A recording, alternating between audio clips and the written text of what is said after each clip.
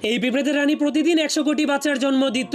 এই জন্য আজকে তার আবারও বাচ্চা জন্ম দেওয়ার সময় চলে আসার কারণে সে কোমর দুলাতে দুলাতে একটা রুমের মধ্যে ঢুকে যায়। এই জন্য পিঁপড়েগুলো সেই নতুন বাচ্চাদের জন্য দুধ আনতে গরুর কাছে চলে যায়। এমনকি কয়েকটা পিঁপড়ে বাচ্চাদেরকে খাওয়ানোর জন্য কুমড়া নিয়ে যেতে শুরু করে। আর অন্যদিকে এই পিঁপড়েগুলো বাচ্চাদের জন্য ভুট্টা গাছ কেটে ভুট্টা নিয়ে যেতে শুরু করে। এরপর ভুট্টার দানাগুলোকে এক এক করে ছুটাতে শুরু করে দেয়। তখন আরেকটা পিঁপড়ে ভুট্টাগুলোকে গাড়িতে করে নিয়ে নির্ধারিত স্থানে রেখে দেয়। এরপর সবগুলো পিঁপড়ে ভুট্টাগুলোকে পিঁপড়েদের রাজমহলে নিয়ে যায়। আর পিঁপড়েদের আরেকটা দল মোটরের দানা সংগ্রহ করছিল। তখন একটা বুদ্ধিমান পিঁপড়ে সেই মোটরগুলোকে চেইনের মতো খুলে দিচ্ছিল। আর নতুন বাচ্চাদের জন্য খাবার জমা করতে তারা সবাই অনেক পরিশ্রম করছিল।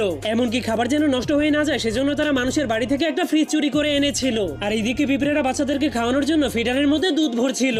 তখনই পিঁপড়েদের রানী সুরক্ষিতভাবে কোটি কোটি ডিম পেড়ে দেয়। এই জন্য ডাক্তার ডিমগুলোকে একটা একটা করে মাপতে শুরু করে দেয়। এরপর নার্সেরা সুস্থ ডিমগুলোকে ইনকিউবেটরের ভেতরে নিয়ে যায়, যার ফলে কয়েক সেকেন্ডের মধ্যেই ডিম ফুটে ছোট ছোট পিঁপড়েদের বাচ্চা বের হয়ে আসে। এরপর বাচ্চাগুলো এক এক করে গোসল করে টিস্যু পেপার